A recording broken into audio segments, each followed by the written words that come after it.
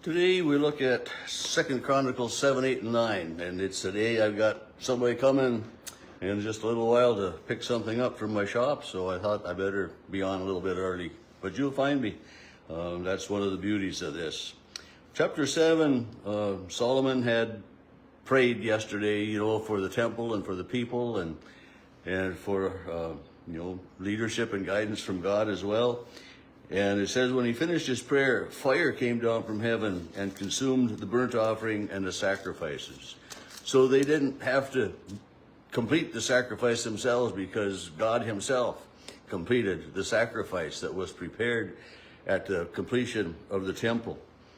And, it says the glory of the Lord filled the temple. The priests could not enter because of the glory filled the Lord's house. And when all the people saw the fire come down and the glory of the Lord, they bowed down with their faces to the ground and worshipped and gave thanks to the Lord. And they said, for he is good and his steadfast love endures forever. And it's, just a reminder that in and through all of those things, that God is truly good, that God was leading and guiding. The king and all the people offered this sacrifice, and it was tremendous. 22,000 oxen, 120 sheep. These numbers are just ridiculous, I think. Truly, but the extravagant that is there. And there was the musicians who were playing the trumpets and the harp and the lyre and all of that as well. And Solomon was consecrated in the middle of the court. Or Solomon consecrated the middle of the court. He set it apart for God, and that consecrated. That's the word we use for when when I hold the bread and the wine, and use Jesus' words. That's setting it aside for God's good. And so they had a festival for 7 days, and many people were there. Not, of course, everybody, but in the course of 7 days, there were a lot of people back and forth. And on the 8th day, there was a solemn assembly to dedicate this, to complete the dedication of the altar. So they finished the Lord's house, the king's house, and all that was planned to do. And then verse 12, that night, or during the night, the Lord God appeared to Solomon, spoke to Solomon, and he said, I have heard your prayer. I have chosen this place for myself, a house of sacrifice. And then he goes on, and when I shut up the heavens and there is no rain or command, if my people humble themselves and come, and so God gives some guidance to Solomon and reminds him of how God's anger can be stirred and brought about by people's unwillingness and unfaithfulness and all of that. And like verse 19, if you turn aside and forsake my statutes and my commandments I have set you, and you serve other gods and worship them, then I will pluck you from the land. And so there's this warning, and it's it made me think too of the fourth commandment, not fourth commandment, the honor your father and your mother, that the land may be good, that your lives may be good. You honor your parents, that your lives may be good, and it's, we honor God and we're faithful to God. So, and then we are blessed with good things. But when we forget and when we turn against our Father in heaven, and all of those things come to be.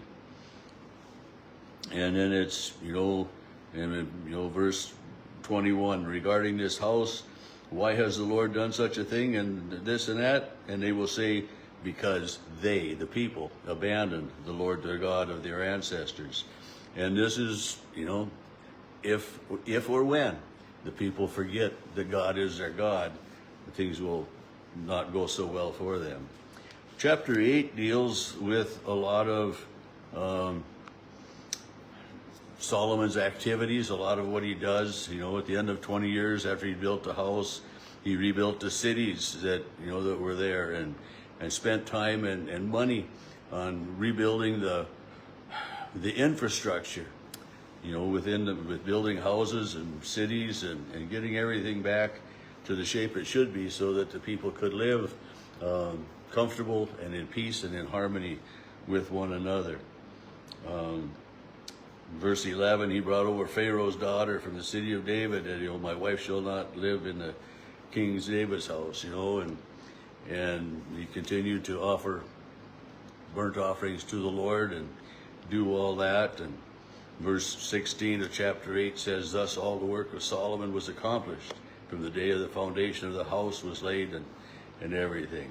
And he did some traveling back and forth. And then chapter 9, again, more of the things that Solomon does, including the Queen of Sheba comes to visit and brings this great amount of wealth, for him, and again leaves with everything and more than she had desired. And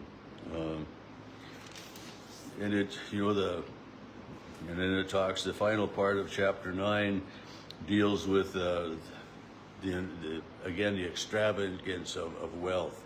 The weight of the gold that came to Solomon in 1 year was 666 talents of gold. And here's that 666 number, but in a good way. This 666, that's the sign of the devil. And so this is strange to me that it's used that. But 666 talents of gold.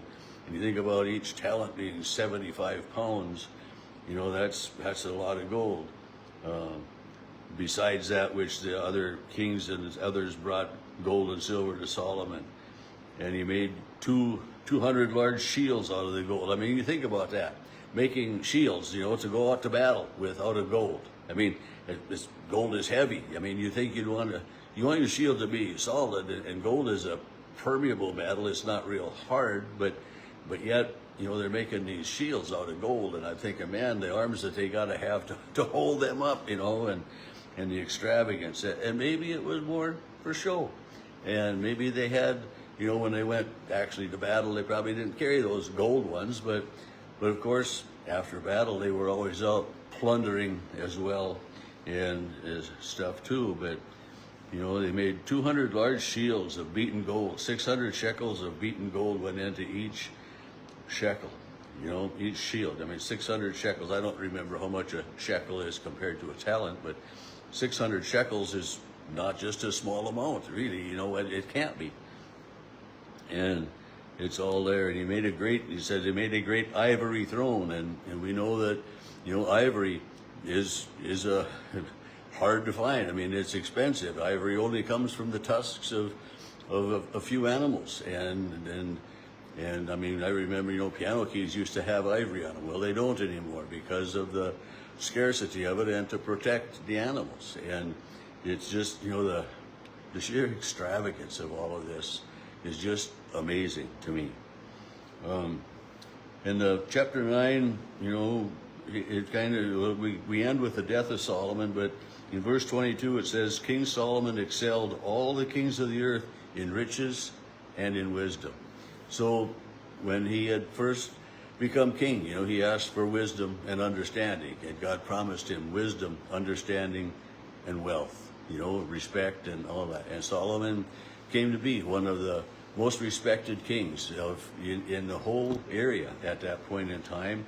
He had much wealth and many horses and chariots and all of that.